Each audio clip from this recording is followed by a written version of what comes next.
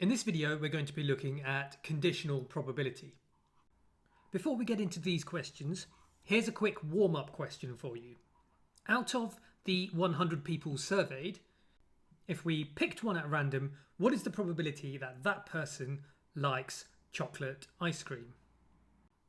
Pause the video and see if you can work it out.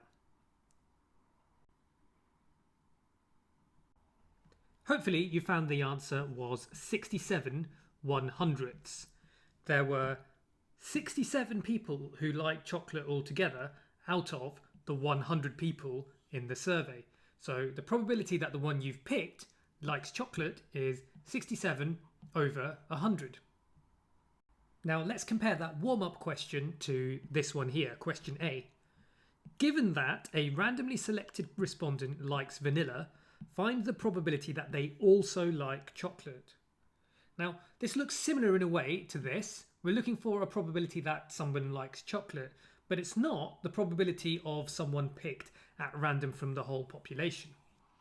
In this case, we're dealing with people who we know like vanilla. So these are randomly selected from people who we know like vanilla. Now, we have a special notation for this. We write this as the probability that they like chocolate. So probability that someone likes chocolate given that they like vanilla. And we use a vertical bar like this to show that we're saying given that. So we want the probability that someone likes chocolate given that this person likes vanilla. This is the notation we use. Now, how do we actually work out this probability? Well, there are 56 people who like vanilla in total. So we must have randomly selected one of those 56 people. And out of those 56, how many like chocolate? Well, out of these 56, these 35 are the ones that happen to like chocolate as well. So the probability that someone likes chocolate, given that they like vanilla, is 35/56. We could simplify this fraction, by the way, to 5/8 if we needed to. Moving on to question B. Given that a randomly selected respondent likes chocolate, find the probability that they also like vanilla. Now, this looks similar to the previous question, but it is actually different.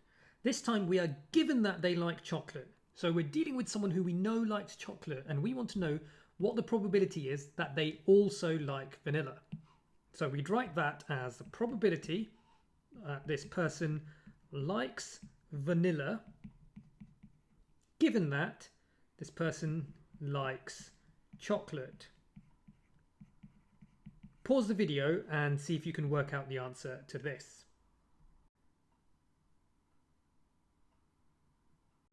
Here's what you should have found. We're told that the person that we've randomly selected is someone that likes chocolate. So it must be one of these 67 people in here. So out of these 67 people, how many also like vanilla? Well, it's going to be these 35 people right here.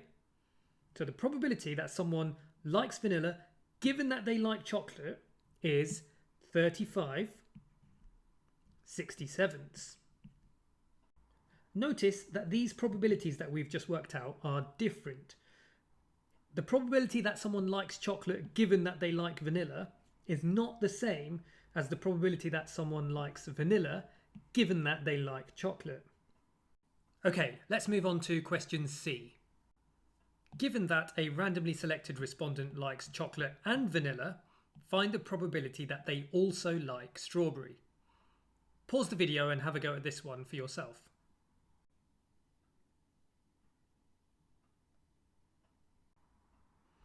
Here's how I would solve this. So we are dealing with someone that we know likes chocolate and vanilla. So they must be one of these 35 people to start with. Given that we are talking about one of these 35 people, we need to work out the probability that they also like strawberry. Now, out of these 35, how many like strawberry? Well, it's just these 14 here. So the probability that someone likes strawberry, given that they like chocolate and vanilla, is 14 over 35. And if we had to, we could simplify this down to 2/5.